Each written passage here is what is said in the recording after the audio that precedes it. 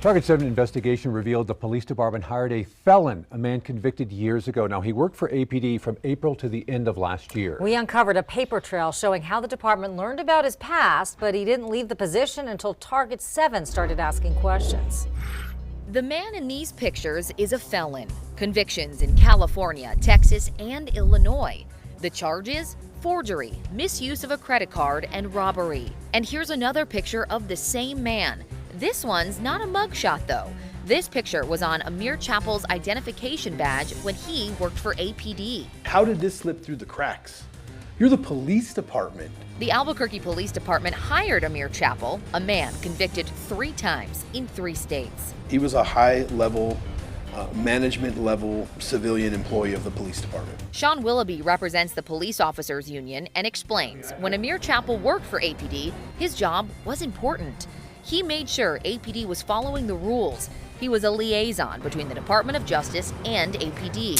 He made $72 grand a year and worked at the police department headquarters. This falls on the management of this police department. City personnel rules say you are ineligible for employment if you're fraudulent or if you make a false statement on an application, or if you have a prior felony conviction involving moral turpitude. APD memos obtained by Target 7 show during the hiring process in April of last year, Chappell checked this box indicating he had never been convicted of a felony. On the form, he said he was born in 1981, but look at his driver's license. It says he was born in 1980.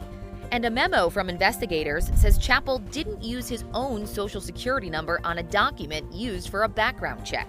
This should have been caught by this police agency, and it wasn't caught, and that's a problem. According to emails obtained by Target 7, with the information Chappell provided, he passed a background check and was eligible for hire. We uncovered a department memo showing after Chappell was hired, the department got a tip about his record. A day later, a police department email from Chappell's supervisor said Chappell was not available to do his job due to unforeseen circumstances. This memo was written by an investigator in October, 6 months after he was hired, explaining to an APD commander how Chappell passed a background check. This is a police department where integrity and trust and honesty mean something.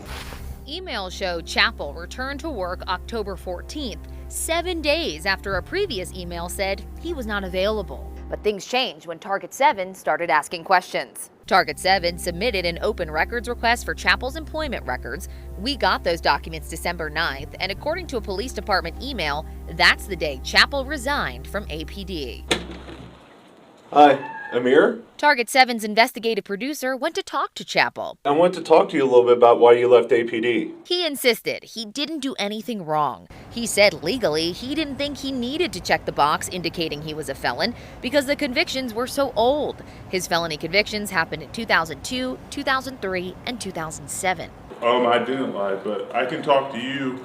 If you take that away, I can talk to you. He wouldn't explain why he used different social security numbers and dates of birth on his employment records. He told us, even though he doesn't work for the city anymore, we needed to direct our questions to the police chief and city attorney. So we did. They wouldn't talk face to face, but sent a statement. The city cannot comment on personnel matters. APD typically runs background checks, which are conducted by a contractor and which generally provide criminal history information for the last 7 years. How many people slip through the cracks? Are we auditing this? What are we doing to prevent this from happening in the future? Now the police union wants every civilian employee hired by the police department in the past year to have their background checks audited. Shelby Cashman, KOAT Action 7 News. Off-camera, Chappell told us he never interviewed for his position because he knew 2 commanders at APD who reached out to him about the job. On his resume, he lists a high-ranking officer as a reference. When Target 7 asked for a list of people interviewed for the job, we were told a list does not exist.